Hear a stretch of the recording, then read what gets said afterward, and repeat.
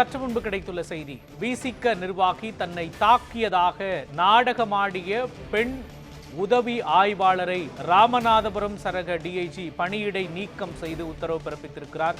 விரிவான விவரங்களை வழங்குவதற்காக நமது செய்தியாளர் பாலமுருகன் இணைந்திருக்கிறார்.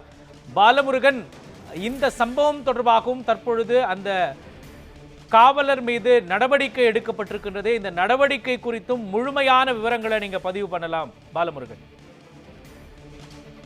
மோகன், சிவகங்கை மாவட்டம் காரைக்குடி அருகே சோமநாதபுரம் காவல் நிலையத்தில் உதவி ஆய்வாளராக பணிபுரிந்து வருவர் பிரணிதா.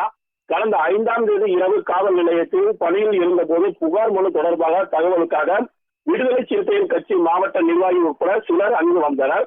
அப்போது அவர்களுக்கும் எஸ்ஐ பிரணிதாவுக்கும் இடையே வாக்குவாதம் ஏற்பட்டது.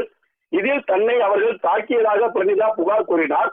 இதனையடுத்து காவல்துறை மேற்கொண்ட விசாரணையில் எஸ்ஐ பிரணிதா கூறிய குற்றச்சாட்டுகள் தவறாது என்றும் சிவகங்கை மாவட்ட காவல்துறை விளக்கம் அளித்தது. காவல் நிலையத்திலிருந்து சிசிடிவி கேமராக்கள் மற்றும் மருத்துவமனையில் மருத்துவர்களும் விசாரணை நடத்தியதில் எஸ்ஐ பிரணிதா கூறிய பொய் என்பது உறுதி செய்யப்பட்டது. இந்நிலையில் சப் இன்ஸ்பெக்டர் பிரணிதாவை பணியிட நீக்கம் செய்து ராமநாதபுரம் சரக டிஐஜி அபினவ்குமார் உத்தரவிட்டார்.